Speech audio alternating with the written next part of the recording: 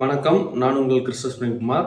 Okay. இன்னைக்கு இந்த வீடியோல ஒரு முக்கியமான ஒரு டாபிக் பத்தி தான் பேசப் போறோம். என்னன்னா, நம்ம தமிழ்நாட்டுல இல்ல இந்தியாலயே வந்துட்டு நெறைய பேர் வந்துட்டு பிசினஸ் ஸ்டார்ட் பண்ணணும் அப்படிங்கிற ஒரு எய்மோட, ஒரு பேஷனோட இருக்காங்க.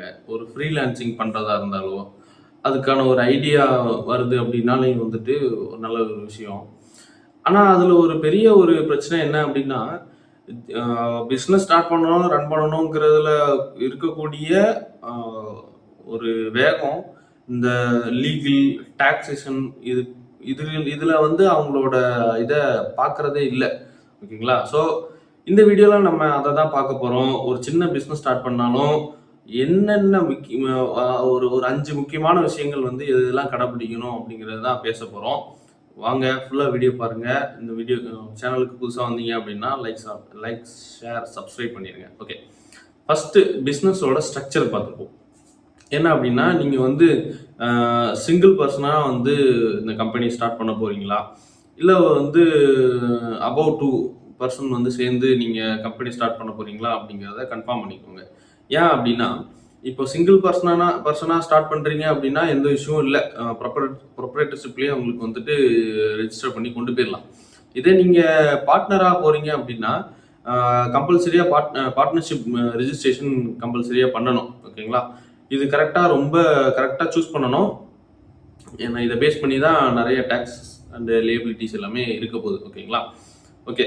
2வது ரொம்ப முக்கியமான விஷயம், நெறைய பேர் கேட்கக்கூடிய விஷயம், ஜிஎஸ்டி ரெஜிஸ்ட்ரேஷன் தேவையா? ஓகே. இது வந்து ரொம்ப நெறைய பேருக்கு கன்ஃப்யூஸ் ஆகக்கூடிய டாபிக்கும் கூட. நெறைய பேர் கேட்கறதும் அதுதான். சார் எனக்கு எதுக்கு ஜிஎஸ்டி தேவை? சார் எனக்கு ஜிஎஸ்டி தேவையா? சார் நான் ஜிஎஸ்டி எனக்கு வந்து கம்பல்சரியா தேவைன்னு நான் நினைக்கிறேன் அப்படின்ட்டு. ஓகே. ஜிஎஸ்டி யார் யாருக்கெல்லாம் தேவை அப்படிங்கிறது சிம்பிளா சொல்லிடுறேன். ஓகே. யாரெல்லாம் அபோவ் 40 லேக்ஸ்க்கு மேல கூட்ஸ் சேல் பண்றாங்களோ, இல்ல அபோவ் 20 லேக் மேல ஒரு சர்வீஸ் ப்ரொவைட் பண்றாங்களோ, அவங்க கம்பல்சரியா தேவை.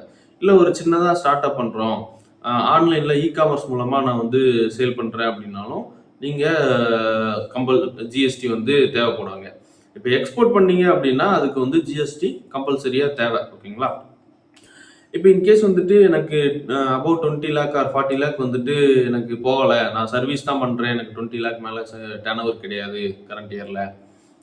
ஆர் 40 லேக் மேல எனக்கு சேல் நான் பண்ணல. ஒரு சின்னதா கடை வச்சிருக்கேன். எனக்கு 40 லேக் மேல டர்ன் ஓவர் இல்ல அப்படின்னா கூட, நீங்க ஜிஎஸ்டி எடுத்தீங்க அப்படின்னா உங்களுக்கு பெனிஃபிட் தான். என்ன அப்படின்னா, நீங்க பர்ச்சேஸ் பண்ணும்போது கட்டின டாக்ஸ் எல்லாமே நீங்க என்ன பண்ணிக்கலாம்னா, இன்புட் டாக்ஸ் கிரெடிட் வந்து எடுத்துக்கலாம். ஓகே. அந்த ஒரு பெனிஃபிட் வந்து இருக்கும். இஃப் இன்கேஸ் வந்துட்டு நீங்க நீங்க ஜிஎஸ்டி எலிஜிபிள் ஆனா வந்து ஜிஎஸ்டி எடுக்காம இருந்தீங்க அப்படின்னா, அது உங்களுக்கு பின்னாடி நோட்டீஸ் வரும். ஃபியூச்சர்ல அது பெரிய ப்ராப்ளமா இருக்கும். ஓகே. இப்போ இதுல இன்னொரு முக்கியமான விஷயம் personal and business money. Okay. இப்போ இந்த பர்சனல் அண்ட் பிசினஸ் மணி எதுக்காக இதுல வச்சிருக்கேன் அப்படின்னா, நிறைய பேர் சின்னதா பிசினஸ் ஸ்டார்ட் பண்றவங்க அவங்களோட பர்சனல் அக்கௌண்ட்லயே வந்து டிரான்சாக்ஷன் வச்சுக்கிறாங்க. ஐ மீன் சேவிங் அக்கௌண்ட்லயே வச்சுக்கிறாங்க. ஒரு பிசினஸ்ன்னு நம்ம வந்துட்டோம் அப்படிங்கும்போது அதுக்கு தனியா கரண்ட் அக்கௌண்ட் ஓபன் பண்ணி ஆகணும். ஓகேவா? எந்த டிரான்சாக்ஷனுமே வந்துட்டு பர்சனல் அக்கௌண்ட் பர்சனலா இருக்கணும். கரண்ட் அக்கௌண்ட் பிசினஸ்க்கானதா இருக்கணும். ஓகேங்களா? உதாரணத்துக்கு வந்துட்டு ஏதோ ஒரு பொருள் நம்ம வீட்டுக்கு வாங்குறோம் அப்படின்னா, இல்ல பிசினஸுக்கே நம்ம வாங்குறோம்னா கூட, அந்த சேவிங்ஸ் அக்கௌண்ட்ல இருந்து நீங்க வாங்குனீங்க அப்படின்னா, அது வந்து உங்களால எப்படி சொல்ல? அ அ உங்க பிசினஸுக்கு என்ன எக்ஸ்பென்சஸ் பண்றீங்கங்கிறத கரெக்ட்டான முறையில ட்ராக் பண்ண முடியாது. வீட்டுக்கு ஒண்ணு, பிசினஸுக்குன்னு ஒண்ணு வாங்குறீங்க அப்படின்னா, ஸோ அத ட்ராக் பண்றது உங்களால இயலாத காரியமா இருக்கும். ஸோ அதனால வந்துட்டு நீங்க அ கரண்ட் அக்கவுண்ட் நீங்க எடுத்து வச்சுக்கிறது ஒரு இம்பார்ட்டன்டான விஷயம். ஓகேங்களா? ஓகே. அப்புறம் வந்துட்டு இந்த அக்கவுண்ட்ஸ் மெயின்டெயின் பண்றது வந்துட்டு கம்பல்சரியா பண்ணணும். ஓகேங்களா? அக்கவுண்டிங் வந்து மெயின்டெயின் பண்ணணுமா அப்படின்னு சொல்லி கேட்குறாங்க. இது கம்பல்சரியா பண்ணணும். ஏன்னா ஒரு பிசினஸ்ன்னு நீங்க ஸ்டார்ட் பண்ணிட்டீங்க. ஒரு அக்கவுண்ட்ஸ் மெயின்டெயின் பண்ணாம எவ்வளோ ப்ராஃபிட் வந்திருக்கு, எவ்வளோ லாஸ் வந்திருக்கா இல்லையா? இல்ல நம்ம அடுத்த இதுக்கு எப்படி போனோங்கிறது அப்பதான் தெரியும். நம்ம அடுத்து என்ன பண்ணணும் அப்படிங்கிறது. ஏன்னா இதுதான் ஒரு பேக் போன். இந்த அக்கவுண்ட்ஸ்ங்கிறது ஒரு பிசினஸோட பேக் போன்னே சொல்லலாம். ஓகேங்களா? ஸோ இது வந்து தெரியலன்னா கூட பரவாயில்ல. உங்களுக்கு அக்கவுண்ட்ஸ் தெரிஞ்சிருக்கணும்னு அவசியம் இல்ல. ஒரு ஒரு ஒரு ஒரு பொருளை நம்ம சேல் பண்ணுறோம், அதுக்கு என்ன அமௌண்ட்டில் நம்ம என்ன வாங்கணும், எவ்வளோ அமௌண்ட் கொடுத்து வாங்கணும், அது எவ்வளோக்கு சேல் பண்ணியிருக்கோம்.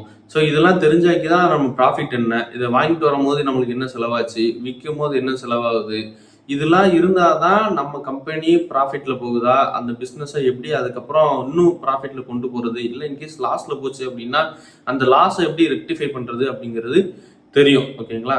இன்னொரு விஷயம், இந்த நீங்கள் அக்கௌண்ட்ஸ் ப்ராப்பராக மெயின்டைன் பண்ணீங்க அப்படின்னா தான் ஜிஎஸ்டியில் உங்களோட ரிட்டர்ன்ஸ் கரெக்டாக இருக்கும்.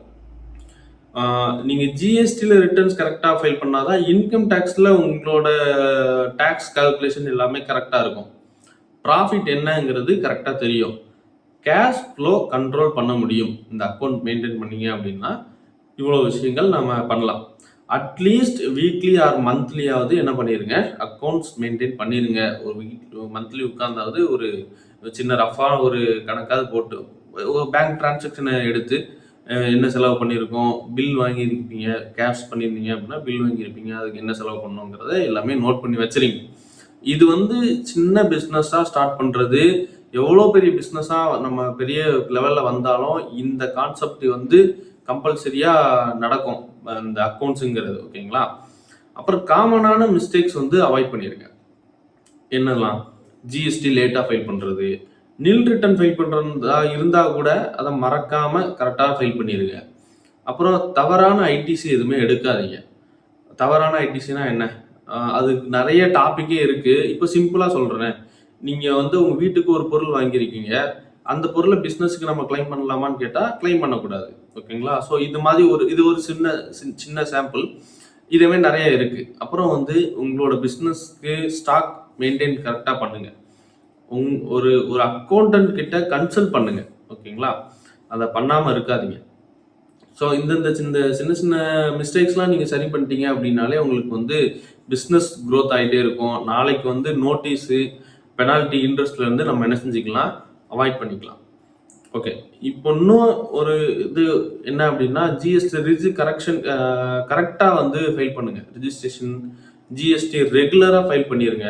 எதுவும் மிஸ் பண்ணிடாதீங்க. அக்கௌண்ட்ஸ் மெயின்டைன் பண்ணுங்க. இயர் எண்டில் இன்கம் டேக்ஸ் ப்ராப்பராக ஃபைல் பண்ணிடுங்க.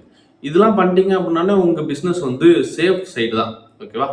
இப்போ உங்களுக்கு ஜிஎஸ்டி ரெஜிஸ்ட்ரேஷன் பற்றி எதுவும் வேணும், ரிஜிஸ்ட்ரேஷன் பண்ணணும், இன்கம் டேக்ஸ் ஃபைல் பண்ணணும், டிடிஎஸ் டிசிஎஸ் அது சம்மந்தமான ஹெல்ப் எதுவும் வேணும், இல்லை அக்கௌண்ட்ஸ் புக் கீப் பண்ணணும் அப்படின்னு உங்களுக்கு தேவை இருந்தது அப்படின்னா pioneersofgst.com அப்படின்னு கீழே நான் உங்களுக்கு லிங்க் கொடுக்குறேன். அந்த லிங்க்ல போயிட்டு உங்களோட நீட் என்னவோ அதில் தெரியப்படுத்துங்க. இதே போல் நெக்ஸ்ட் வீடியோலையும் இதே மாதிரியான ஒரு இம்பார்ட்டண்ட்டான ஒரு டாப்பிக்கோட வரேன். பாய்.